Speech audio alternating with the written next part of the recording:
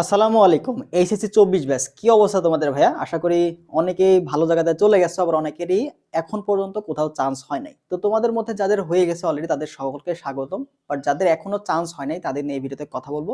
দেখো তোমাদের কিন্তু লাস্ট একটা সুযোগ গুচ্ছ ভর্তি পরীক্ষা। তো এর আগেও যদি তোমরা অনেকগুলো পরীক্ষা দিয়ে থাকো, সেখানে যদি আশানুরূপ ফলাফল না থাকে তাহলে অবশ্যই ভিডিওর সম্বন্ধে দেখবা। আমরা এখানে গুচ্ছ নিয়ে তোমাদের সাথে কথা বলবো যে লাস্ট একটা সুযোগ এখানে তোমরা ভালো কিভাবে করবা বা কোন বিষয়গুলোতে ফোকাস করবা এই বিষয় নিয়ে কথা বলবো। তো অবশ্যই যাদের কোথাও কোনো চান্স হয় নাই ২৪ ব্যাচ তোমরা যারা আছো তারা অবশ্যই ভিডিওর সময় দেখবে এবং ভিডিও শেষে তোমাদের জন্য এক্সট্রা কিন্তু আমরা একটা সারপ্রাইজও রাখবো ইনশাল্লাহ। ঠিক আছে, তো চলো আমরা শুরু করি। তো প্রথম দিকে আমি তোমাদের আসলে একটা ঘটনা মনে করাই দিতে চাই, একটা স্টোরি যেটা তোমরা ছোটবেলাতে কিন্তু অনেক পড়ছো। রবার্ট ব্রুস এবং স্পাইডারের কাহিনী তোমরা পড়ছো না? কি করে বলতো, রবার্ট ব্রুস স্কটল্যান্ডের রাজা ছিল, তাকে হামলা করবে শত্রুরা, এ কিন্তু হারে যাচ্ছে বারবার, তাই না? তো এক সময় দেখলো একটা গুহাতে সে হলো আশ্রয় নিল, নেওয়ার পরে দেখলো একটা স্পাইডার বা একটা মাকড়সা উপরে ওঠা ট্রাই করতেছে, কিন্তু বারবার কিন্তু সে পড়ে যাচ্ছে, একবার দুইবার তিনবার চারবার ৬ বারের বেলায় কিন্তু পড়ে যাচ্ছে। কিন্তু সে যে বারবার পড়ে যাচ্ছে সে কিন্তু হাল ছাড়তেছে না। এই যে হাল ছাড়তেছে না এটা কিন্তু রবার্ট ব্রুসকে অনেক বেশি আকৃষ্ট করছে, যে সে তো হাল ছাড়তেছে না, বারবার পড়ে যাচ্ছে। আমরা কি করি, একবার চান্স পাচ্ছি না, দুইবার বা কোন একটা কাজে এক দুইবার পাচ্ছি না, হাল ছেড়ে দিই। কিন্তু সে কি করছে, ও কিন্তু হাল ছেড়ে দিয়ে গুহায় লুকাইছিল, কিন্তু ও যখন স্পাইডার দেখতেছে ও হাল ছাড়তেছে না। এভাবে করতে করতে লাস্ট যে অ্যাটেম, সপ্তম নাম্বার অ্যাটেমে সে কিন্তু একদম পরে উঠাইতে পারছে। তো তখন রবার্ট ব্রুস নিজে উপলব্ধি করলো স্পাইডারম্যান একটা মাকড়সা, ও যদি এরকম ভাবে হাল না ছাড়তে পারে, আমি তো একটা মানুষ, তো আমি কেন এইভাবে হাল ছাড়বো? তো এটা দেখে ও নিজে কিন্তু অনুপ্রাণিত হয়েছে এবং ও ফিরে গিয়ে কিন্তু অল্প কিছু সৈন্য নিয়েও সে কনফিডেন্স বিল্ড আপ করতে পারছে। এই কনফিডেন্সের কারণে সে কিন্তু ওই যুদ্ধটা একদম জিতে গেছিল। তো তোমাদেরও কিন্তু ভাই এখন কনফিডেন্সটা হারানো চলবে না। তুমি অলরেডি অনেকগুলো পরীক্ষা দিছো, বারবার তুমি ফেল করতেছো, চান্স পাচ্ছ না, ঠিক আছে, কিন্তু তোমার মতো কিন্তু অনেক শিক্ষার্থী আছে যারা ২৩-২৪-এ দেখবা যে কোথাও হয় নাই, বা তার আগের বছর কিন্তু সেকেন্ড টাইমার ছিল। তো গত বছর দেখবে যে কোথাও চান্স হয় না, সেকেন্ড টাইমে কিন্তু ভালো একটা পজিশনে চান্স হয়, এরকম শিক্ষার্থীর সংখ্যা কিন্তু অনেক বেশি। দেখো আমরা গুচ্ছ নিয়ে কি বলে, গুচ্ছতে অনেক টপ একটা ভার্সিটি কোনটা, জাস্ট না? তো জাস্টের কিন্তু maximum top department CSC, Tripoli, chemical engineer সবগুলোতে ম্যাক্সিমাম 50%-এর বেশি শিক্ষার্থী কিন্তু সেকেন্ড টাইমার। তাহলে বুঝো সেকেন্ড টাইমাররা কিন্তু সব জায়গাতে ভালো করছে। ইভেন তুমি যদি এবার দেখো গুচ্ছ এবং গত বছরের গুচ্ছ ফার্স্ট বা হচ্ছে প্রথম 10 মিনিটের মধ্যে সবাই কিন্তু সেকেন্ড টাইমার ম্যাক্সিমাম শিক্ষার্থী ছিল। এরপরে তুমি যদি গত বছর এবং এই বছর কৃষি গুচ্ছ পরীক্ষা দেখো, যে ফার্স্ট হয়েছে গত বছর, যে ফার্স্ট হয়েছে এই বছর, যে সে কিন্তু সেকেন্ড টাইমার এবং টপ 10-এর মধ্যে কিন্তু সেকেন্ড টাইমারও আছে। তো মাথায় রাখো সেকেন্ড টাইমাররা কিন্তু অনেক ভালো করা সম্ভব। তো কোন কারণে তোমরা চান্স মিস করছো সেটা একটু কথা বলি। দেখো চান্স মিস হওয়ার কারণে তোমাদের কিন্তু বেশ কিছু কারণ আছে, তার মধ্যে দেখো এখানে একটা, আমরা সবগুলো কিন্তু সিরিয়ালি সাজছি যে ইম্পর্টেন্ট বা যেই বিষয়গুলো তোমরা ফোকাস করো না, বাট ওখানে কিন্তু চান্স মিস হওয়ার ম্যাক্সিমাম কারণ লুকায় আছে। দেখো এখানে প্রথম দিকে তোমরা যে বিষয়টা মাথায় রাখো সেটা হচ্ছে কনফিডেন্স। আমি যে কিছু না যে গল্পটা বললাম এটা কিন্তু কনফিডেন্সের উপরে ডিপেন্ড করতেছে। তো ভর্তি পরীক্ষার সময় নিজের সেলফ কনফিডেন্স, ওভার কনফিডেন্স ভালো না, কিন্তু নিজের প্রতি যে একটা মনোবল, নিজের প্রতি যে বিশ্বাস, এটা কিন্তু থাকাটা অনেক বেশি ইম্পর্টেন্ট। তো অনেক শিক্ষার্থী তোমরা আছো তোমাদের কিন্তু কনফিডেন্সটা অনেক বেশি লো, যেহেতু চান্স হচ্ছে না, এই যে হাল ছেড়ে দিচ্ছ, ভিতরে হচ্ছে আমাকে তারা আর হবে না, হতাশ হয়ে যাচ্ছ, এই যে হতাশার কারণে তুমি কিন্তু পরীক্ষার হলে একটা খারাপ দিয়ে আসো। দেখা গেলো পরীক্ষায় তোমার প্রশ্ন কমন, বা তুমি প্যানিক হয়ে যাচ্ছ, নার্ভাসনেস তোমাদের কাজ করতেছে, তোমার কিন্তু চান্স মিস হয়ে যায়। আমি আমাদের দেখো আমাদের কোর্সগুলোতে বা এক্সাম ব্যাচগুলোতে অনেক শিক্ষার্থী কিন্তু থাকে, সেখানে অনেকে ভালো মার্ক পাচ্ছে কিন্তু মেন এক্সামে গিয়ে ভালো করতে পারে না, এই প্যানিকের কারণে, নার্ভাসনেসের কারণে। তো তোমাদের এইটার উপরে আর বেশি করে ফোকাস করতে হবে। তো যাদের এই প্রবলেমগুলো আছে, তো তুমি এই বিষয়গুলোতে কন্ট্রোল করার চেষ্টা করবা। তো এগুলো কন্ট্রোল কখন হবে ভাইয়া, যখন তোমার বেশি পর্যাপ্ত পরিমাণের প্র্যাকটিস তুমি করতে পারবা, তোমার ভিতরে একটা কনফিডেন্স থাকবে, একলা দেখবা গ্রো হয়ে গেছে। তুমি যখন সবকিছু জানবা, একটা অধ্যায়ের সকল কিছু, সকল টপিক তোমার সম্পর্কে একটা ভালো আইডিয়া আছে, তুমি পর্যাপ্ত পরিমাণ বাসায় প্র্যাকটিস করে গেছো, তোমার টাইম ম্যানেজমেন্ট নিয়ে কোনো চিন্তা নাই, হ্যান্ড ক্যালকুলেশন নিয়ে তোমার চিন্তা নাই, যখন এই যে চিন্তা মুক্ত তুমি থাকতে পারবা পরীক্ষার হলে, তুমি তখন কনফিডেন্সটা এমনিতেই পেয়ে যাবা। তো এই কনফিডেন্স বিল্ড আপের জন্য তোমার কি কি মাথায় রাখতে হবে, তোমার টাইম ম্যানেজমেন্টটা অনেকে দেখবে প্রবলেম, তুমি পরীক্ষার হলে গিয়ে টাইমটা ভালো মতো ম্যানেজ করতে পারো না, প্যানিক হয়ে যাও, তো এদিকে তোমাকে ফোকাস রাখতে হবে।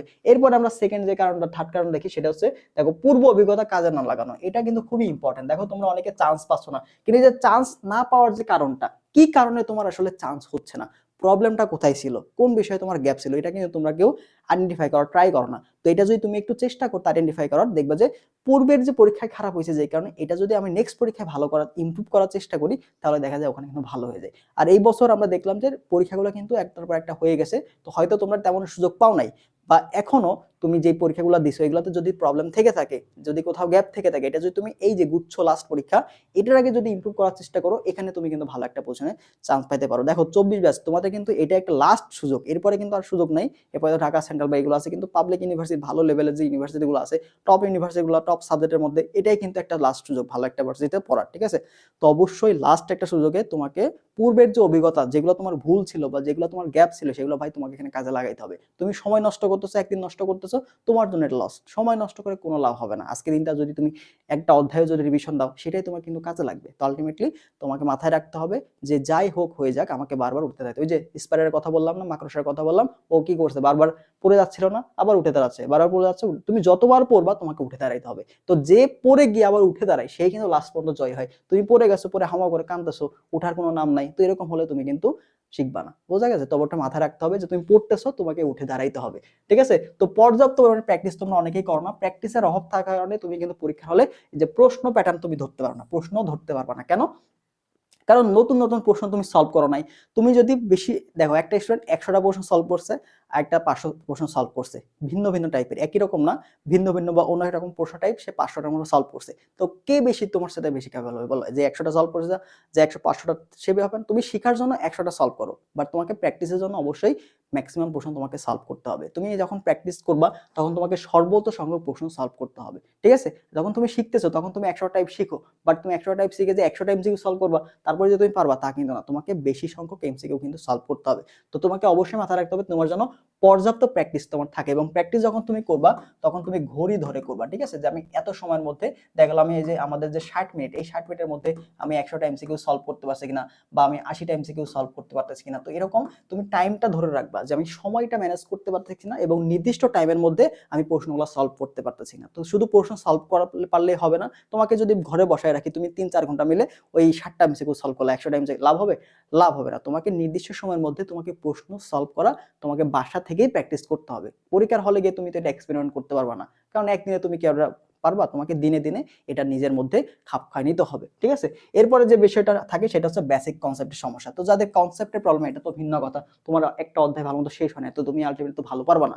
তো এগুলা ধাপে ধাপে দেখো। যাদের কনসেপ্টের সবকিছু ক্লিয়ার থাকে, হয়তো তুমি প্রশ্ন ধরতে পারতেছো না, বেশি বেশি প্র্যাকটিস করো নাই, তোমার কনসেপ্ট মোটামুটি ক্লিয়ার আছে, বাট তুমি প্র্যাকটিস করো নাই, তোমার লাভ হবে? কোনো লাভ হবে না। ঠিক আছে?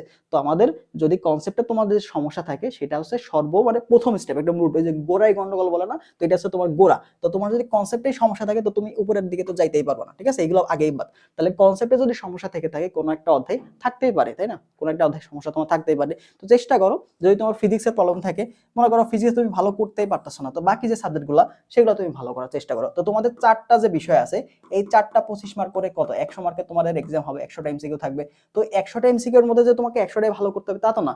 তুমি যদি এখানে 60 প্লাস কারেক্ট করতে পারো, তাহলে তুমি একটা টপ সাবজেক্ট কিন্তু পেয়ে যাবে। ঠিক আছে? একটা টপ সাবজেক্ট তুমি পাবা। তো দেখো, তুমি কিন্তু চাইলেই একটা বিষয় বাদও দিতে পারো। দেখো, ফিজিক্সে তোমার প্রবলেম, তো 25টা এমসিকিউ তুমি বাদ দিলা, থাকলে কত 75টা এমসিকিউ অলরেডি আছে না?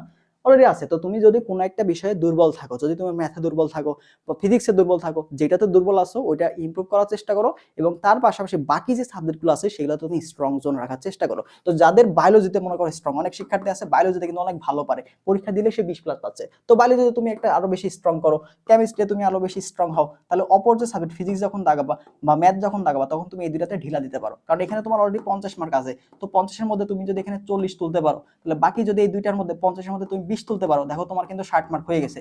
আর 60 মার্ক হলে তুমি কিন্তু একটা ভার্সিটিতে ভালো একটা সাবজেক্ট পেয়ে যাবা। তো এইভাবে তোমাকে স্ট্র্যাটেজিক্যাল আগাইতে হবে। যদি কোনো একটা প্রবলেম থাকে একটা সাবজেক্টে, তো তুমি চেষ্টা করো বাকি সাবজেক্টগুলোতে ভালো করার। তো এইভাবে যদি আগাইতে পারো, দেখবে যে তুমি অল্প সময়ের মধ্যে খুব ভালো একটা প্রিপারেশন নিতে পারবা। ঠিক আছে? আচ্ছা, তো এবার আমরা চলো দেখি যে গুচ্ছে আমরা তো দেখলাম চান্স না পাওয়ার কারণে, এবার দেখবো চান্স পাইতে হলে আমাদের কি করতে হবে। ঠিক আছে? তো যেগুলো আমি তোমাদের বললাম ওইগুলাই আবার রিপিট করতেছি। দেখো, প্রথম কথা হচ্ছে পূর্বের যে ভুলগুলো তুমি করছো, এগুলো রিপিট করবে না। এটা তুমি মাস্ট মাথায় ভালো করে ঢুকায় নাও, কান দিয়ে ভালো করে ঢুকায় নাও।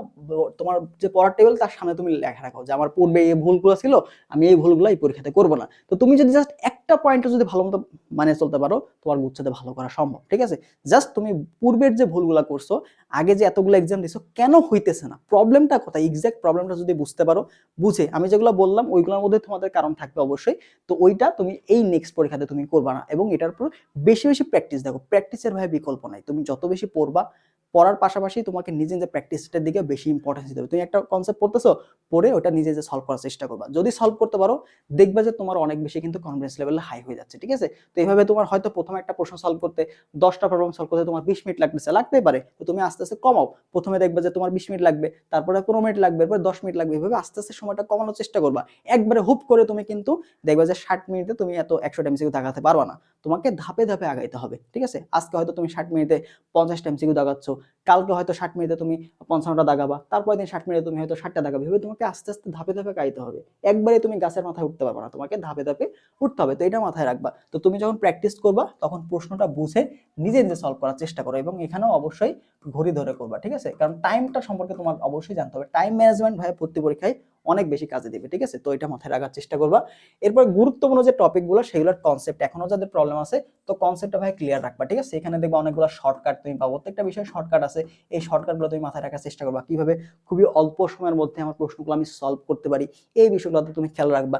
এরপরে বেশি বেশি এক্সাম দেওয়াটা মাস্ট। এক্সাম তোমাকে দিতে হবে। এক্সাম তুমি যদি না দাও তাহলে তুমি ভালো করবে না, এটা তুমি অলরেডি জানো। তুমি অলরেডি জানো যে ভাই এক্সাম না দেওয়ার ফলে তোমাদের পরবর্তী পরীক্ষাতে কেমন হয়েছে, ঠিক আছে? ওই যে বললাম প্র্যাকটিসটা তুমি যদি ভালো, এক্সাম কেন দিবা? কারণ এখানে দেখো টাইম ঠিক থাকে, তাই না? তো আমাদের যে এক্সামগুলো নিতেছে, আমাদের যে ওয়েবসাইটে যে এক্সামগুলো হয়, এখানে কি থাকে? টাইমার থাকে। তুমি এখানে টাইমার দেখে দেখে তুমি অ্যান্সার করতে পারতেছো।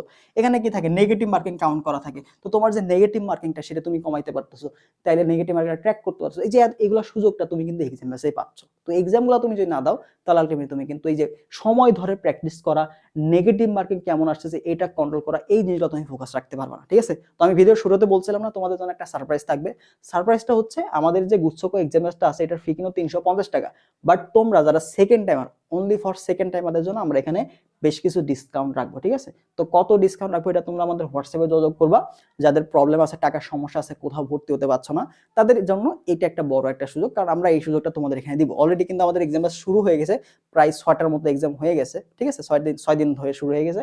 তো যারা এখনো ভর্তি হও নাই বা ভর্তি হওয়ার চিন্তা ভাবনা করতেছো, টাকার সমস্যা, তোমরা কাইন্ডলি আমাকে হোয়াটসঅ্যাপে যোগাযোগ করবা। আমি এখানে ফ্রিতে দিব না, বাট আমি এখানে তোমাদের জন্য প্রাইসটা কম রাখবো, ঠিক আছে? যতটুকু পারা যায় তোমার সামর্থ্যের মধ্যে আমি এখানে প্রাইসটা দেওয়ার চেষ্টা করব। তো এখানে তুমি 60+ চ্যাপ্টার ওয়াইজ এক্সামগুলো প্র্যাকটিস আকারে যখন খুশি তুমি দিতে পারবা। ওয়েবসাইটে সুন্দর মতো সাজানো থাকবে, তোমার নেগেটিভ মার্কিং কয়টা আসছে, তোমার কয়টা ভুল হচ্ছে, তোমার প্রশ্নগুলোর ব্যাখ্যা, সবকিছু সম্পর্কে তুমি এখানে সুন্দর মতো গোছানো একটা অবস্থায় পাবা ওয়েবসাইটে, ঠিক আছে? তো এই কাজগুলো তুমি পাবা। এছাড়া কিন্তু আমরা গুরুত্বপূর্ণ দেখো টপিক অ্যানালাইসিস সাজেশন, একটা অধ্যায়ের কোন কোন টপিকগুলো বেশি ইম্পর্টেন্ট তার উপর তো টপিক অ্যানালাইসিস থাকে, ইম্পর্টেন্ট সাজেশন থাকবে। আর এখানে যে 5টা ক্লাস পাচ্ছ সাজেশন ক্লাস, এখানে তো অলরেডি থাকছে। এবং এছাড়া আমরা এখানে জিএসটি প্লাস ইসলামিক ইউনিভার্সিটিতে কোশ্চেন ব্যাংক সলভ এগুলো কিন্তু দিচ্ছে, ঠিক আছে? জিএসটি প্লাস হচ্ছে ইসলামিক ইউনিভার্সিটির question bank solve, physics chemistry math, এই তিনটা দিব। ফিজিক্স কেমিস্ট্রি ম্যাথ এই তিনটা বিষয়ের উপরে আমরা এখানে ক্লাস দেওয়ার চেষ্টা করব, ঠিক আছে? জিএসটি এবং ইসলামিক ইউনিভার্সিটির যে কোশ্চেন ব্যাংক সলভের উপরে ক্লাসগুলো তুমি কিন্তু এখানে পাবা। এছাড়া এক্সট্রা ম্যারাথন ক্লাস, এখানে সাজেশন ক্লাস থাকছে, এখানেও একটা ইম্পর্টেন্স পাবা। তো লাস্ট মোমেন্টে বলতে যাচ্ছি যে তুমি সর্বোচ্চ চেষ্টা করো হাল না ছাড়া দেওয়ার, ঠিক আছে? যদি আগামী সময়টা তুমি কাজে লাগাতে পারো, ভাই আবারও বলছি এটা কিন্তু তোমার লাস্ট একটা চান্স, ঠিক আছে? শেষ একটা সুযোগ। তো এই সুযোগটা কোনোভাবে হাতছাড়া করা যাবে না, তুমি পারবা।